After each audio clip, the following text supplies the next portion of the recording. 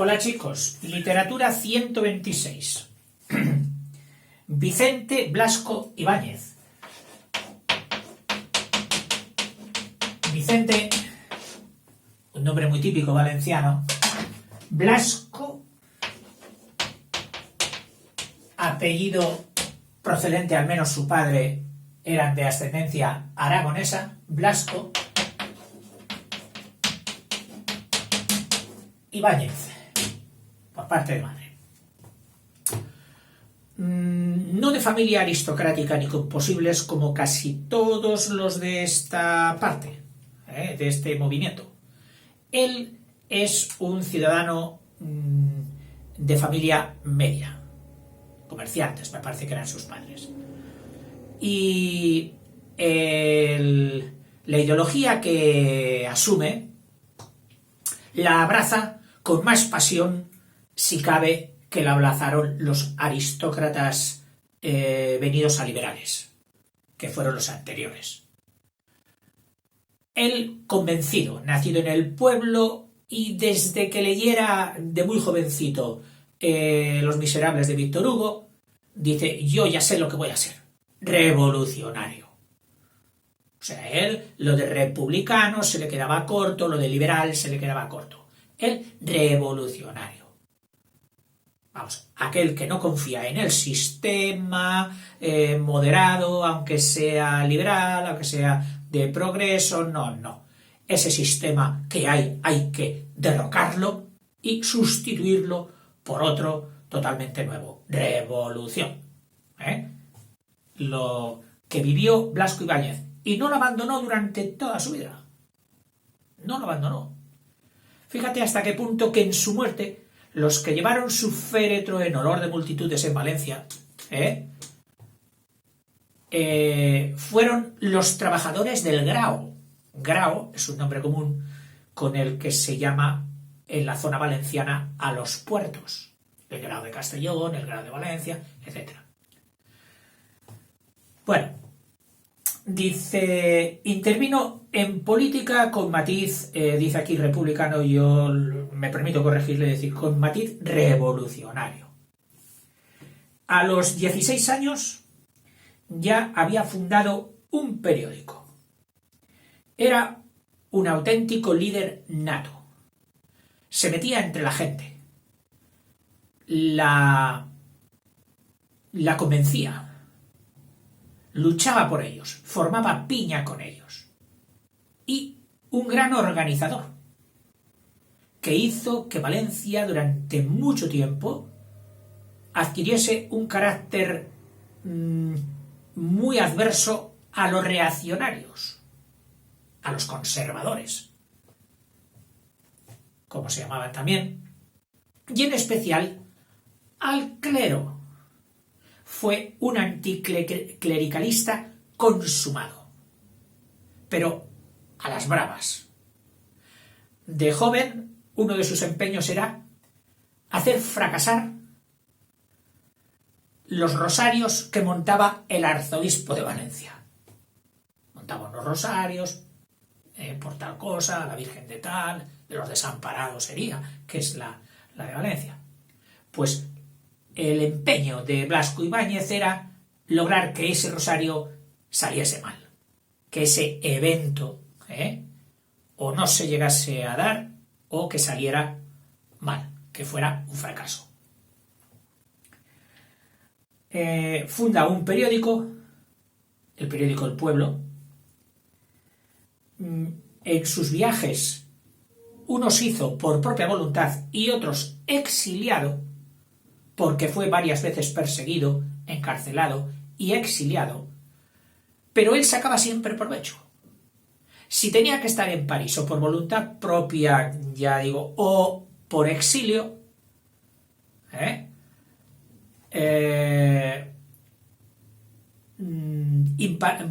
impactaba allí. Se ponía de acuerdo con los intelectuales de entonces en ese lugar y le hacían encargos. Escriba usted tal cosa. Y ganaba buenos dineros. con un encargo que le hicieron en París, escribió sobre la guerra e hizo un famoso libro de los 4 jinetes del Apocalipsis, que fue un bestseller mundial, como se dice, mundial sí, porque donde más hizo impacto fue en Estados Unidos. Y en Estados Unidos ya había mucho dinero. Pero este libro hizo furor. Se editaban con las carátulas y con las frases y todo eso de los 4 jinetes del Apocalipsis, y hasta los chicles. O sea, se metió en todo. Creo que también tuvo contactos con Hollywood, aunque Hollywood se interesó más por otro libro suyo que escribió, Sangre y Arena, sobre la tauromaquia en España, sobre las corridas de toros, aunque él confiesa que no estaba muy convencido, no era muy aficionado de esta práctica. Pero la escribió, y en Estados Unidos, en concreto en Hollywood, dice que les encantó. Harían alguna producción cinematográfica con ella. Dice, su producción, que ahora la veremos, esta fue casi al final, y esta también un poquito antes, pero las grandes producciones que había hecho, bueno, las grandes novelas, que las habremos oído seguramente bastante, Arroz y Tartana, Cañas y Barro.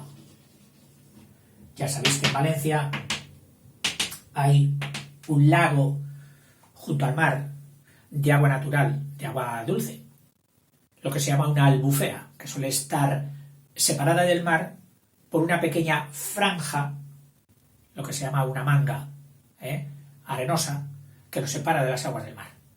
Y cuando este lago desborda, pues desemboca por canales naturales, hoy ya hechos por las autoridades hidráulicas, para mantener la salud de las albuferas, que así se llamaban. Es famosa esta de Valencia, la albufera, y también es muy famosa la del Mar Menor en Murcia.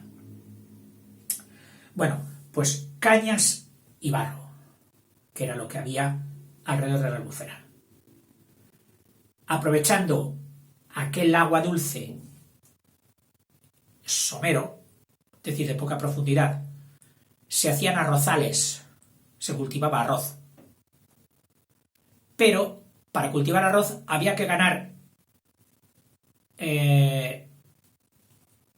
terreno a la albufera,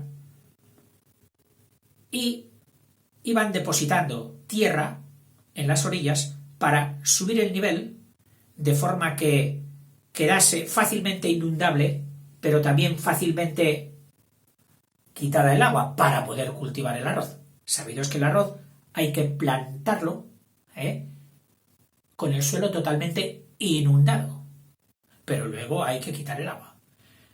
Esto ha hecho que zonas de España donde se cultivaba el arroz, que eran zonas naturales, albuferas, humedales, etc., los había en el delta del Ebro, los hay en Valencia, los hay en Sevilla, fueran comidos poquito a poco a lo largo de los años por los arroceros. Y cuando se han dado cuenta, pues una albufera o unos campos del delta del Ebro se habían reducido pues a su más mínima expresión. Hoy el ecologismo lo ve muy mal y dice que no, que se recuperen aquellas aguas porque eran paradero de las aves migratorias, de muchas especies, etcétera, etcétera. Bueno, asuntos. Cañas y barro, la barraca, que es la típica construcción de huerta valenciana, con tejado muy puntiagudo hecho de cañas, porque al ser pocas las lluvias, pero intensas cuando caen, si se pone algo con mucha inclinación, aunque no sea en sí materiales impermeables, el discurrir con mucha inclinación hacía que no goteasen en el interior, el tipo de cañas. También se utiliza en otros sitios, pero no con cañas, sino con brezos y arbustos similares. En el norte las he visto. León, Asturias, se dan. Bueno, no me digrego más.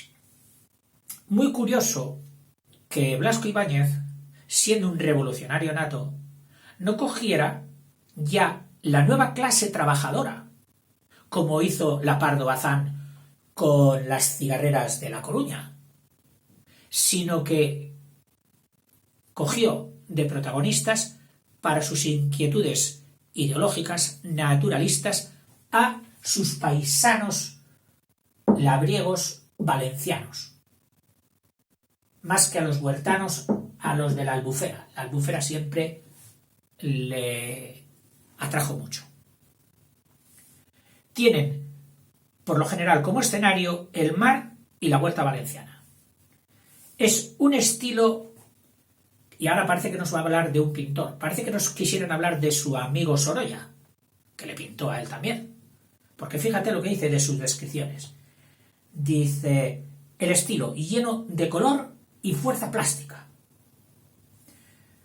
Responde a una técnica de pincelada amplia, que es lo que a mí más me ha gustado, no literariamente de Blasco Ibáñez, que no digo que no lo tenga, lo tendrá cuando hay críticos que así lo aseguran, sino de Sorolla. Un pintor que pinta con pincelada larga, pura y nítida, pero logra exactamente lo que quiere.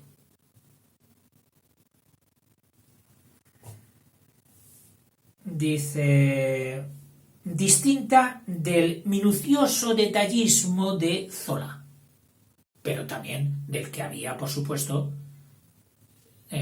había sido influido por Zola.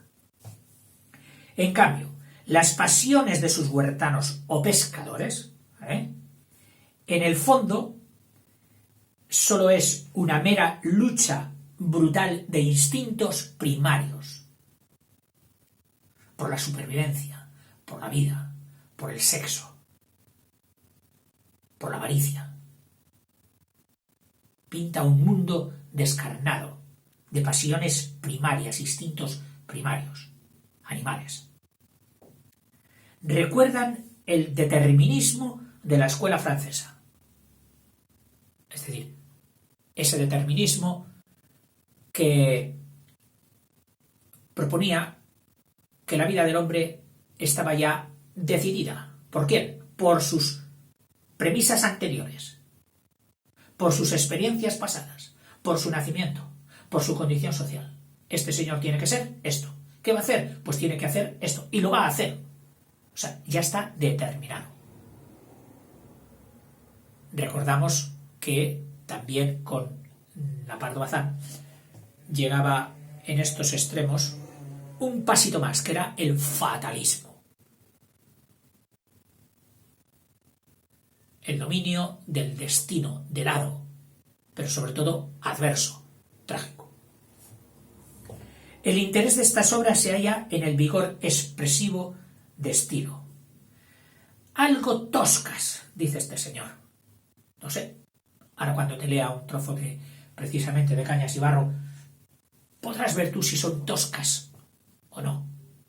Toscas por los personajes toscos, quizás, que hace. O toscas también por su manera de expresarlo, que es lo que diría este crítico. Abundan, sin embargo, a pesar de ser toscas, en magníficas descripciones, en las que la luz y el color, típicos del levante español mediterráneo, tierra de luz y color, se hayan captados con formidable exactitud.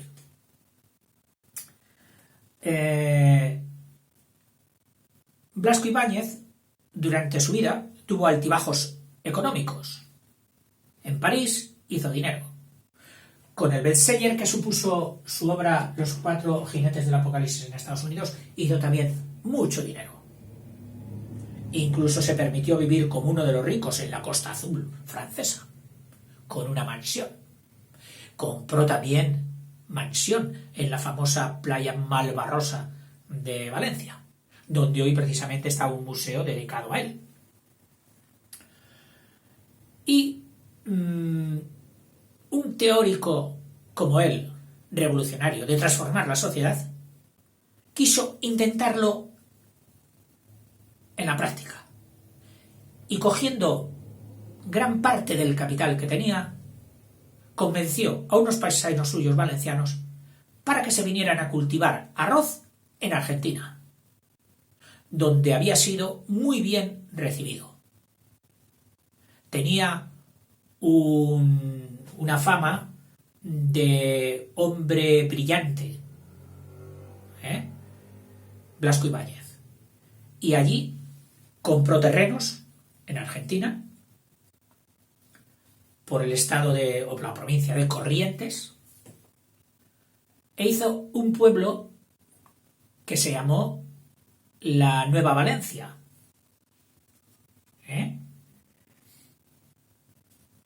Se llamó la Nueva Valencia, sí, en Corrientes. Y todavía, a pesar de que luego fue, o en ese momento fue, un rotundo fracaso económico, que no se mantuvo en pie, hoy todavía en Argentina sigue cuidándose arroz y cultivándose arroz en esa zona. Y con estos mismos nombres, la Nueva Valencia. Curioso.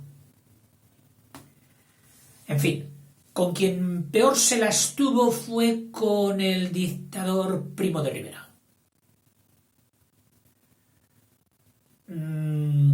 Se encendió, que Blasco Ibáñez vivió encendido, como buen revolucionario, y escribió un libro que le supuso el exilio, que fue La España secuestrada.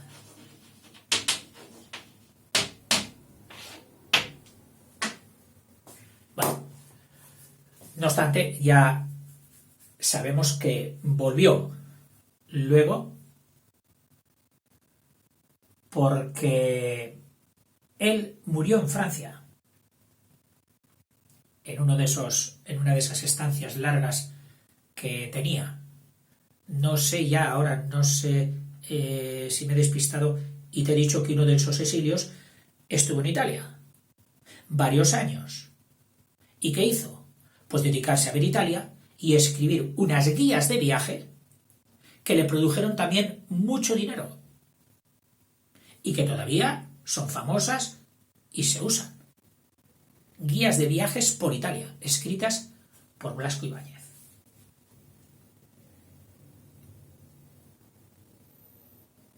En fin, tiene otras novelas, también de Huerta Valenciana, como Entre Naranjos. Bueno, por supuesto, aparte de las novelas, conferencias, artículos abundantísimos. Este fue don Vicente Blasco Ibáñez, uno de los defensores también de Galdós, porque tenía los dos el mismo espíritu vehemente y redentor de las clases oprimidas.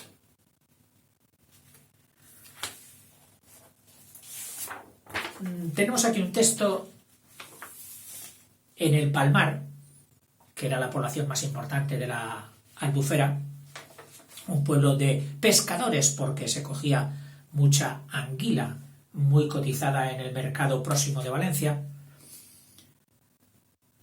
y también pescadores que no solo pescaban en la Albufera, sino también en costa abierta.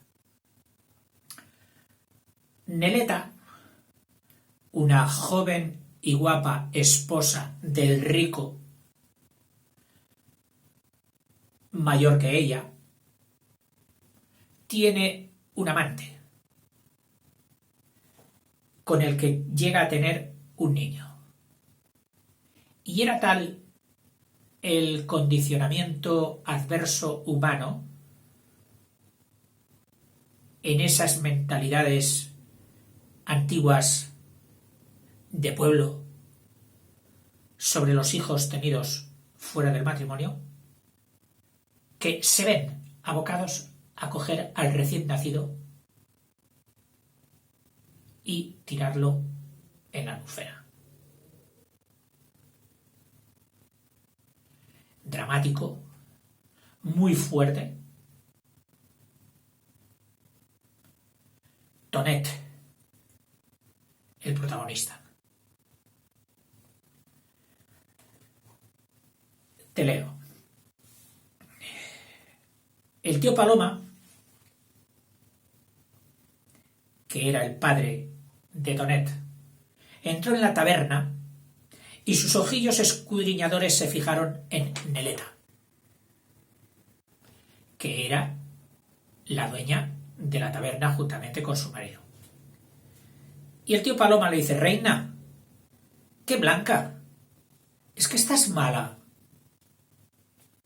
Esa noche se habían deshecho del niño. Neleta habló vagamente de una jaqueca que no la había dejado dormir, mientras el viejo guiñaba sus ojos maliciosamente, uniendo la mala noche a la fuga inexplicable de su nieto, había dicho de su hijo, de su nieto Tonet. Mi nieto no ha venido esta noche y yo sé que algo se han hecho o han tenido entre manos esta noche estos dos, Tonet y Neleta. Después se encaró con Tonet. Le había puesto en ridículo ante aquel señor de Valencia. Su conducta no era digna de un barquero de la Albufera. Con menos motivo había dado de bofetadas a más de uno de sus buenos tiempos. Solo a un perdido como él podía ocurrírsele convertir en barquero a Sangonera, que había reventado de hartura apenas lo dejaron solo.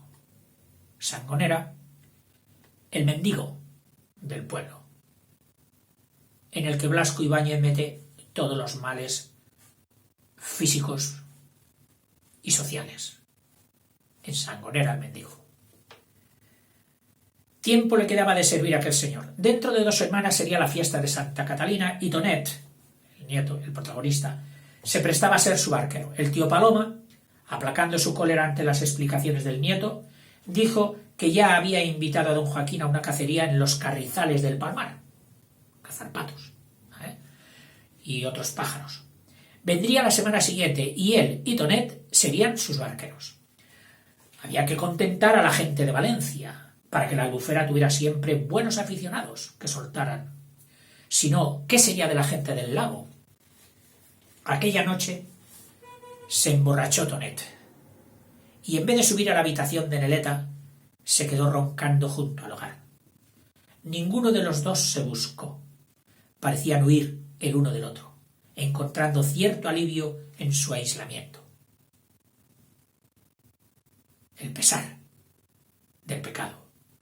Temblaban de verse juntos en la habitación. Temían que resucitase el recuerdo de aquel ser que había pasado entre los dos como un lamento de una vida inmediatamente sofocada. Al día siguiente Tonet volvió a embriagarse. No quería verse a solas con su razón. Necesitaba embrutecerla con el alcohol para conservarla muda y dormida. Llegaban a la taberna nuevas noticias sobre el estado de Sangonera, el vagabundo. Se moría sin remedio. Los hombres habían vuelto a sus faenas y las mujeres que entraban en la barraca del vagabundo reconocían la impotencia de sus remedios. Las más viejas explicaban la enfermedad a su modo. Se le había podrido el tapón de alimentos que cerraba la boca de su estómago. No había más que ver cómo se le hinchaba el vientre. Llegó el médico de Solana en una de sus visitas semanales y lo llevaron a la barraca de Sangonera. El jornalero de la ciencia movió la cabeza negativamente. Nada quedaba que hacer. Era una apendicitis mortal, la consecuencia de un abuso extraordinario que llenaba de asombro al médico. Y por el pueblo repetían lo de la apendicitis, recreándose las mujeres en pronunciar una palabra tan extraña para ellas. El vicario, el cura, don Miguel, creyó llegado el momento de entrar en la barraca de aquel renegado. Nadie como él sabía despachar a la gente con prontitud y franqueza. —¡Che! —dijo desde la puerta—, ¿tú eres cristiano? Sangonera hizo un gesto de asombro. ¿Que si era cristiano? Y como escandalizado por la pregunta, miró al techo de su barraca, acariciando con arrobamiento y esperanza el pedazo de cielo azul que se veía por los desgarrones de la cubierta. —Bueno —dijo el vicario—, pues entre hombres fuera mentiras. Debía confesarse porque iba a morir. Ni más ni menos. Aquel cura de escopeta no usaba rodeos con sus feligreses. Por los ojos del vagabundo pasó una expresión de terror. Su existencia llena de miserias se le apareció con todo el encanto de la libertad sin límites de vagabundo. Vio el lago con sus aguas resplandecientes, la dehesa rumorosa con sus espesuras perfumadas llena de flores silvestres y hasta el mostrador de Cañamel ante el cual soñaba. Cañamel era el marido de Neleta, el rico, el dueño del bar del Palmar. Dice, y hasta el mostrador de Cañamel ante el cual soñaba contemplando la vida de color de rosa a través de los vasos, y todo aquello iba a abandonarlo. De sus ojos vidriosos comenzaron a rodar lágrimas. No había remedio, le llegaba la hora de morir. Contemplaría en otro mundo mejor la sonrisa celestial de inmensa misericordia que una noche le acarició junto al lago. Y con repentina tranquilidad, entre náuseas y crispamientos, confesó en voz baja al sacerdote sus raterías contra los pescadores, tan innumerables que no podía recordarlas más que en masa. Junto con sus pecados, revelaba sus esperanzas. Su fe en Cristo, que vendría nuevamente a salvar a los pobres. Su encuentro misterioso de cierta noche en la orilla del lago. Pero el vicario le interrumpía con rudeza. —Sangonera, menos romansus, tú delires. La veritat, digues la veritat. En valenciano. Ya sé que no lo hago bien, pero bueno. La verdad ya la había dicho. Todos sus pecados consistían en huir del trabajo, por creer que era contrario a los mandatos del Señor. Una vez se había resignado a ser como los demás, a prestar sus brazos a los hombres, poniéndose en contacto con la riqueza y sus comodidades, y ¡ay! Pagaba esta inconsecuencia con la vida, por haber querido trabajar como los demás. Todas las mujeres del Palmar se mostraron enternecidas por el final del vagabundo, lo apreciaban. Había vivido como un hereje después de su fuga de la iglesia, pero moría como un cristiano. Su enfermedad no le permitía recibir al Señor, comulgar, y el vicario le administró el último sacramento, la extrema unción, manchándose la sotana con sus vómitos. Solo entraban en la barraca algunas viejas animosas que se dedicaban por abnegación a amortajar a todos los que morían en el pueblo. En la choza era insoportable el hedor. La gente hablaba con misterio y asombro de la agonía de Sangonera. Desde el día anterior no eran alimentos lo que arrojaba su boca, era algo peor. Y las vecinas, apretándose las narices, se lo imaginaban tendido en la paja, rodeado de inmundicias. Murió al tercer día de enfermedad, con el vientre hinchado, la cara crispada, las manos contraídas por el sufrimiento y la boca dilatada de oreja a oreja por las últimas convulsiones.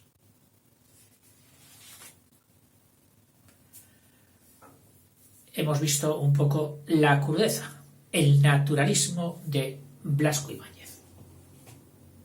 Un gran novelista. Venga, hasta luego.